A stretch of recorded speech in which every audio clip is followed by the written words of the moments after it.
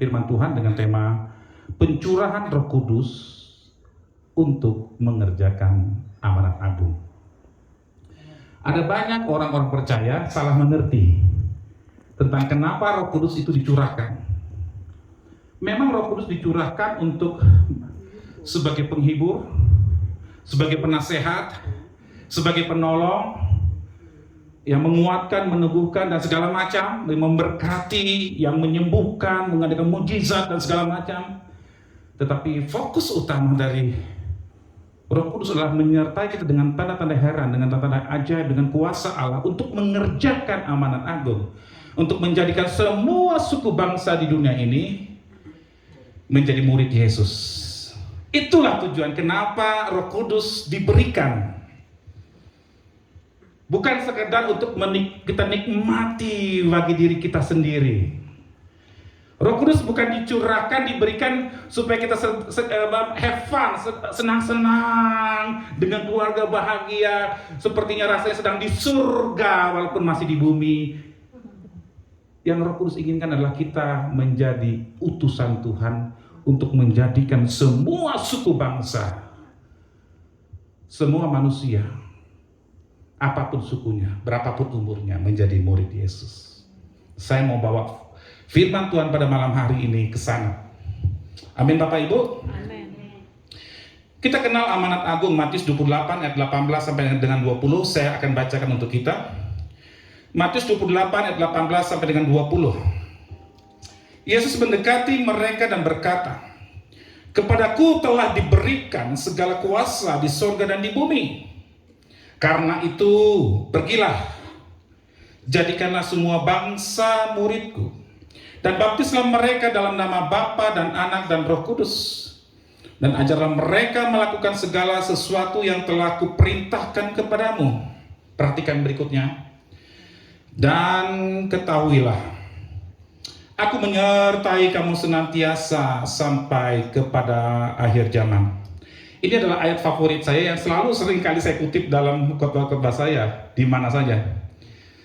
Tetapi saya sekarang mau ambil bagian yang belakang Bapak Ibu. Saya akan coba kita memperhatikan janji Tuhan bahwa Dia berkata, "Ketahuilah aku menyertai kamu senantiasa sampai kepada akhir zaman." Tuhan Yesus berjanji bahwa Dia akan menyertai kita. Tetapi Bapak Ibu jangan disalah mengerti. Ini firman Tuhan dari ayat 18 sampai dengan 20 tidak boleh dipotong di tengah-tengah. Atau Bapak Ibu penggal, hanya ambil kalimat terakhir saja, tidak bisa. Tidak boleh. Karena itu adalah satu kesatuan dengan ayat-ayat sebelumnya, dengan ayat 18. Segala kuasa di surga dan di bumi telah diberikan oleh Allah Bapa kepadaku. Kata Yesus, segala kuasa. Karena itu pergilah, jadikanlah semua suku bangsa jadi muridku. Baptis mereka, ajar mereka melakukan segala sesuatu yang telah kuperintahkan kepadamu. Dan ketahuilah, aku menyertai kamu. Artinya apa? Aku akan menyertai kamu dalam misi amanat agung yang engkau kerjakan. Kalau kita hidup ternyata kekristenan kita hanya hidup untuk diri kita sendiri, hanya untuk keluarga kita sendiri, hanya untuk kesenangan diri kita sendiri, ke gereja sih ke gereja. Saudara, jangan salah dimengerti. Janji, ketahuilah aku menyertai kamu senantiasa sampai kepada akhir zaman, ini berlaku untuk orang yang mau melakukan amanat agung. Ya, jangan dipotong. Harus dipahami secara utuh. Aku menyertai kamu, kata Tuhan. Aku menyertai kamu maksudnya, aku telah menyertai, aku sedang menyertai, dan aku akan terus-terusan menyertai kamu sampai akhir hidupmu. Aku tidak akan membiarkan kamu sendirian. Aku selalu bersama kamu. Itu maksud Tuhan. Aku menyertai kamu. Bahkan bukan hanya itu, penghibur itu, Roh Kudus itu tinggal di dalam kamu. Boleh saya minta salah seorang membantu saya membacakan kitab Yohanes 16 ayat 7. Salah seorang membacakan Yohanes 16 ayat 7. Silakan, boleh dibantu. Siapa yang sudah ketemu boleh berdiri, angkat tangan, boleh dibaca. Satu ayat, silakan. Yohanes 16 ayat 7. Namun benar yang kukatakan ini kepadamu adalah lebih berguna bagi kamu jika aku pergi. Sebab jikalau aku tidak pergi, penghibur itu tidak akan datang kepadamu. Tetapi jikalau aku pergi, aku akan mengutus dia kepadamu.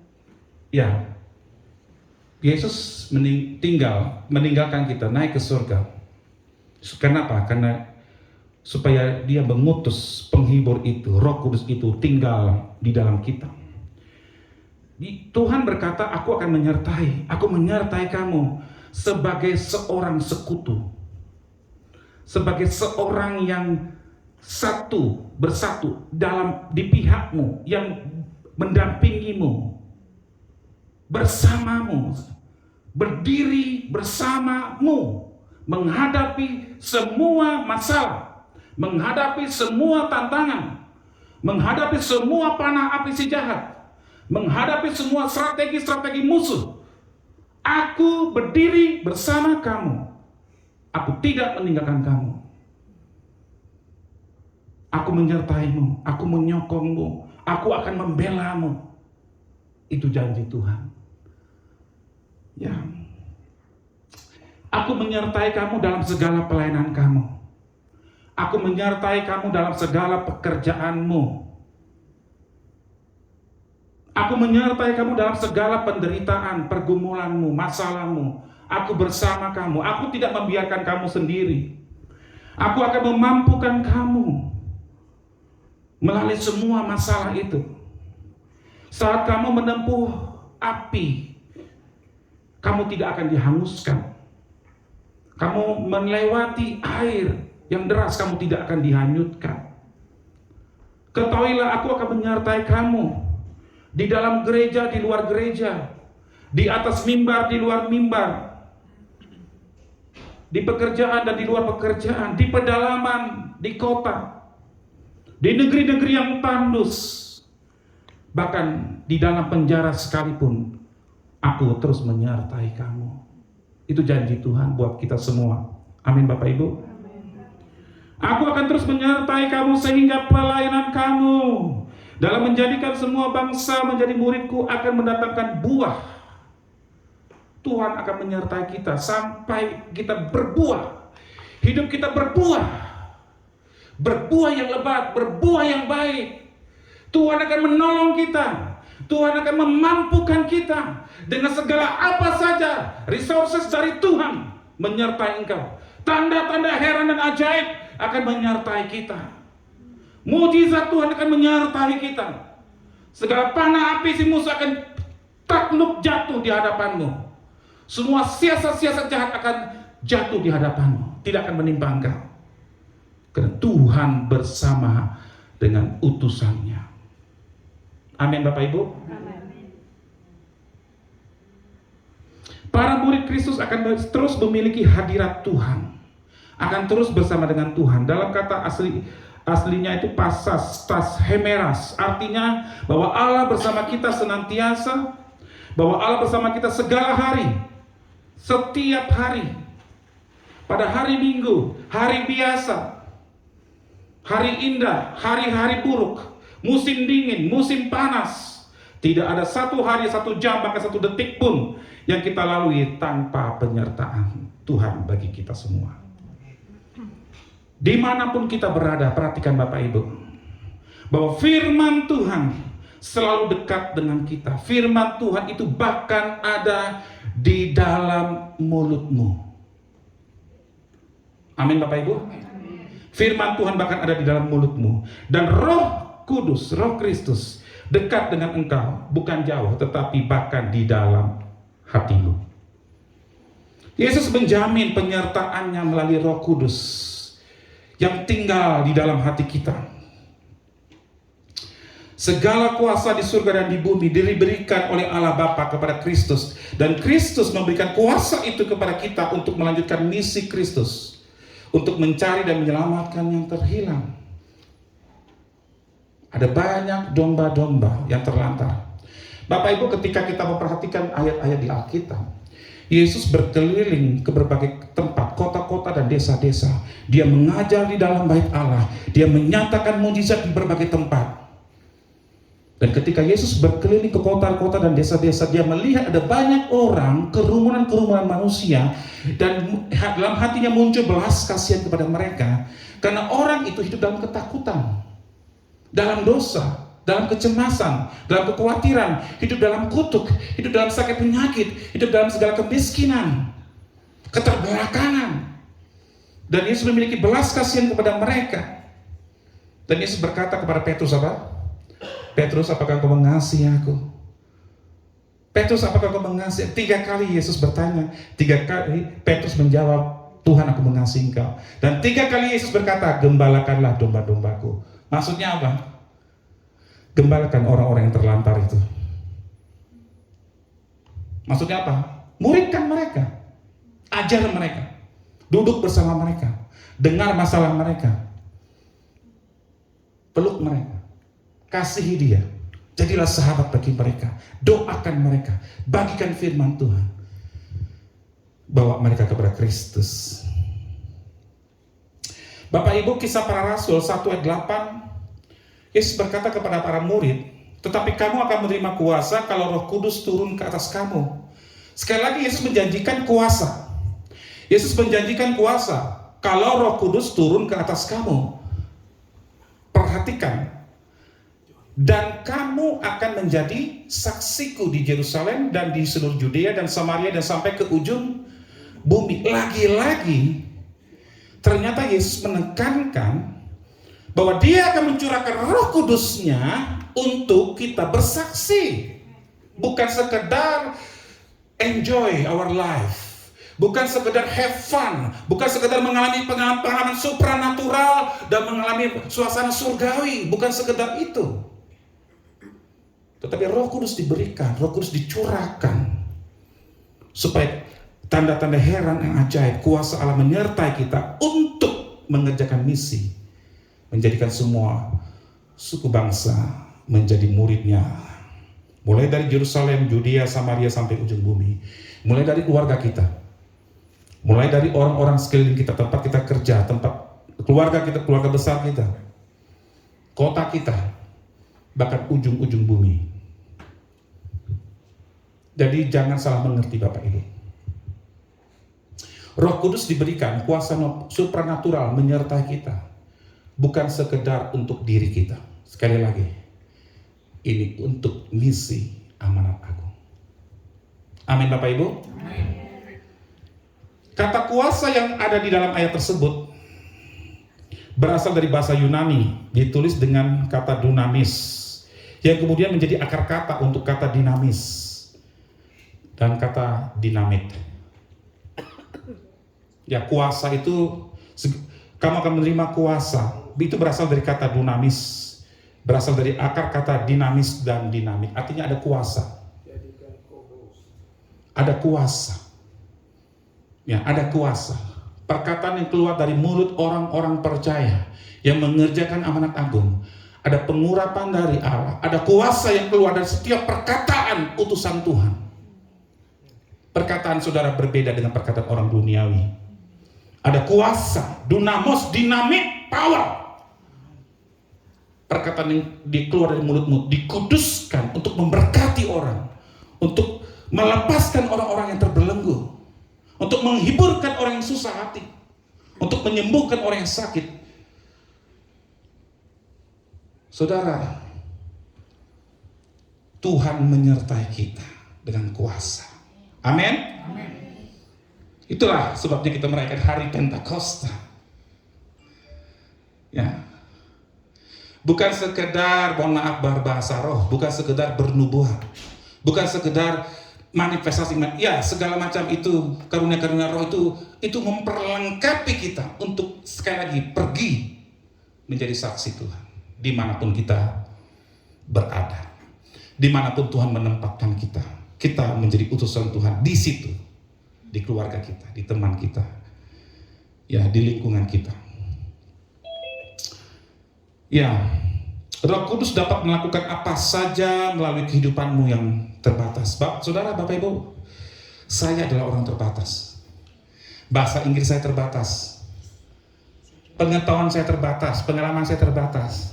Tetapi ketika saya menyerahkan hidup saya kepada Tuhan, saya tidak mampu berkomunikasi bahasa Inggris jadi mampu berkomunikasi, walaupun ya tidak sempurna juga, saudara.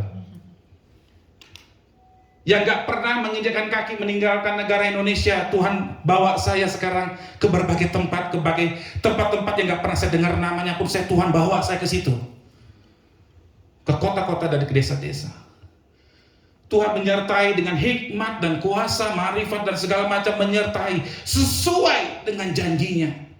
Dia tepati janjinya. Dan saya percaya hal itu juga berlaku untuk semua kita, semua sama di hadapan Tuhan. Amin. Yang saya rindukan, yang Allah rindukan bagi kita semua. Kita semua adalah utusan Tuhan di Denver, Colorado. Kitalah saksi-saksi Tuhan. Kitalah utusan Tuhan. Bahwa tanda-tanda heran dan ajaib itu menyertai setiap kita. Untuk bersaksi, untuk berbicara dengan kuasa dari Tuhan. Amin, Bapak Ibu. Bapak Ibu, orang-orang tercengang-cengang, terheran-heran ketika mereka melihat Petrus, seorang nelayan yang tidak berpendidikan. Setelah dipenuhi dengan Roh Kudus, dia membungkam orang-orang pintar, para pakar-pakar agama, doktor-doktor, profesor-profesor pada zaman itu. Dia berkata-kata dengan kuasa ilahi, membungkam orang-orang pintar, menunjukkan bahwa roh yang di dalam kita lebih besar daripada roh apapun yang ada di dunia ini. Kalau Tuhan bersama kita, kita dapat melakukan perkara-perkara yang besar. Tidak ada yang mustahil bagi orang yang percaya. Kita akan dapat mampu melakukan segala rencana Tuhan dalam hidup kita. Tuhan akan mengequip, Tuhan akan memperlengkapi kita, menyertai kita dengan apapun yang kita perlukan. Amin, Bapak Ibu. Amin. Apapun. BIC Denver juga, saya sangat percaya BIC Denver akan berbuah lebat. Jika saudara hidup dipimpin oleh Roh Kudus. Bukan hidup untuk memuaskan ambisi-ambisi pribadimu, tetapi hidup di Denver, Colorado untuk mengerjakan rencana ilahi bagi engkau. Tuhan punya penugasan ilahi bagi setiap kita di Denver, Colorado. Ada rencana Allah bagi setiap kita. Kenapa saudara ada di sini? Dan rencana Tuhan itu adalah supaya saudara menjadi terang dan garam, menjadi saksi. Dan iblis ingin membuat saudara tidak berbuat apa-apa. Roh Kudus akan terus berbicara. Roh Kudus akan terus mengingatkan engkau, mendorong engkau untuk bertindak. Tapi iblis ingin menidurkan kita, supaya kita tidak berbuat apa-apa, duduk-duduk saja, lihat-lihat saja. Walaupun duduk di gereja, duduk-duduk, nonton-nonton saja terus. Lihat Pendeta Samuel, Pastor Samuel buat apa nih? Pastor Benko buat apa? Pastor Alron buat apa? Pastor Leo buat apa? Oh, kayaknya kurang pas ini. Jadi komentator saja. Saudara, itu maunya iblis. Tapi maunya Tuhan, kita semua ada pekerja di ladang Tuhan. Amin. Saudara, Petrus berkata kepada orang-orang yang terheran-heran itu, bahwa orang-orang ini berbahasa roh, karena mereka menggenapi nubuatan Nabi Yoel, bahwa pada hari terakhir aku akan mencurahkan rohku. Mereka bukan mabuk, tapi mereka menggenapi nubuatan Nabi Yoel. Pada hari-hari terakhir, aku akan mencurahkan rohku, kata Tuhan. Apa arti kata hari-hari terakhir itu? Apa maksudnya? Hari-hari terakhir itu adalah dimulai sejak kedatangan Yesus dan dimulai dari pencurahan Roh Kudus Pentakosta dan akan diakhiri kedatangan Yesus yang kedua kali. Di masa hari-hari terakhir ini, Tuhan akan terus mencurahkan Roh Kudus-Nya, terus-terusan mencurahkan Roh Kudus-Nya di segala penjuru dunia, di kota-kota dan desa-desa. Tuhan mencurahkan Roh Kudus-Nya sampai kedatangan Yesus yang kedua kali. Setelah itu stop. Kita tidak tahu kita hidup sampai kapan. Tapi pastikan kita hidup dipenuhi dengan Roh Kudus dan berjalan dengan kuat kuasa Roh Kudus. Bukan hidup dengan kekuatan kita yang terbatas, tapi hidup dengan kuasa Allah yang tidak terbatas. Amin Bapak Ibu. Bapak Ibu sudah terkasih, saya langsung kepada beberapa kesimpulan saja. Pada waktu terbatas, hanya Roh Kudus yang dapat membuat kita mengerti apa yang terdapat di dalam diri Allah, apa yang ada di dalam hati Allah, apa yang ada dalam rencana Allah. Tanpa Roh Kudus kita tidak akan pernah paham. Kita tidak akan bisa mengenal, kita tidak akan bisa mengetahui kehendak Allah, rencana Allah. Hanya dengan Roh Kudus. Amin Bapak Ibu. Yang kedua, Roh Kudus akan memberikan nasihat pertimbangan untuk mengambil keputusan. Roh Kudus menjadi penasihat, counselor bagi kita semua. Amin. Kemudian Roh Kudus juga menolong kita menyampaikan keluhan-keluhan yang tak terucapkan kepada Allah. Ada masalah yang sedang hadapi saat ini mungkin yang tidak bisa disampaikan kepada orang lain. Roh Kudus menolong engkau berkomunikasi dengan Allah dengan kata-kata yang mungkin tidak dapat dimengerti oleh siapapun. Roh Kudus hadir bersama engkau. Kemudian Roh Kudus juga akan menuntun kita hidup dalam segala kebenaran. Ia akan memberikan kuasa, memampukan engkau untuk hidup sekalipun melewati lembah kekelaman. Tanpa Roh Kudus kita tidak punya kuasa, tidak ada otoritas, bahkan kita tidak akan bisa mengenal Allah dengan benar. Roh Kuduslah yang dapat menjamah hati dan menginsafkan semua manusia. Dalam pelayanan kita harus selalu berjalan dengan Roh Kudus. Dengan perkataan yang sederhana, dengan perkataan yang terbatas, pengetahuan terbatas, ketika kita bicara dengan pengurapan dari Allah, orang itu bisa bertobat. Karena hanya Roh Kudus yang bisa menginsafkan hati manusia, bukan perkataan mohon maaf orang-orang pintar. Roh Kudus yang bisa menjamah hati manusia untuk insaf dan bertobat. Kita perlu kuasa Roh Kudus. Amin. Kita dicurahkan Roh Kudus untuk menggenapi amanat agung. Kita berdoa. Kami bersyukur untuk